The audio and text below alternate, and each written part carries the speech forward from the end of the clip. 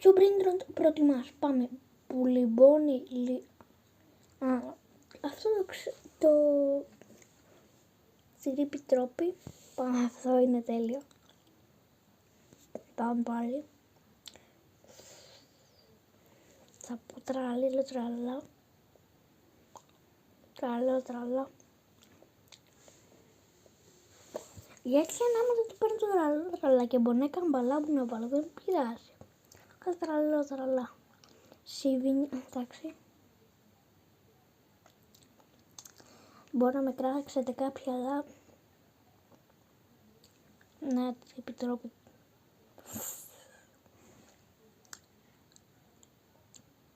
Έλα, εντάξει, τον ξαχούρ. Μπαλερίνα καπουτσίνα τον ξαχούρ. Θα πω τον ξαχούρ.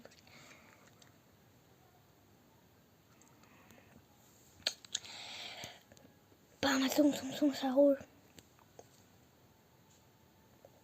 Μπρουμ παταπίμ. Όχι φίλε, μ' αρέσει το μπρουμ παταπίμ, αλλά μπρίκους. Μπομπαρδίνο. Παιδιά, το μπρίκους μου αρέσει πάρα πολύ σαν χαρακτήρας. Μπομπαρδίνο κροκοντίνο. Λιβιριλάρικα. Σάκι έκανα. Έλα, πάμε.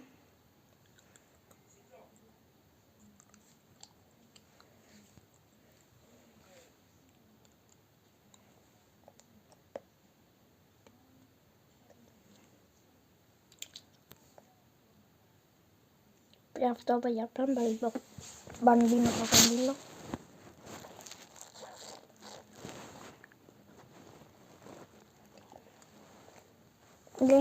Είναι πως παιδιά το brain μπίκους ήθελα, γιατί είναι το αγαπημένο μου brain rot. Οπότε τώρα θα κάνω το τελευταίο και μετά θα κλείσουμε το βίντεο. Τελευταίο, δεν ξέρω και σου εδώ πέρα.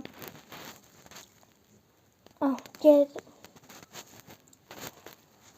εντάξει, παιδιά, το αγαπημένο brain είναι τον σακούρ, μπομπαρδίνο κροκοντίνο και brain μπίκους.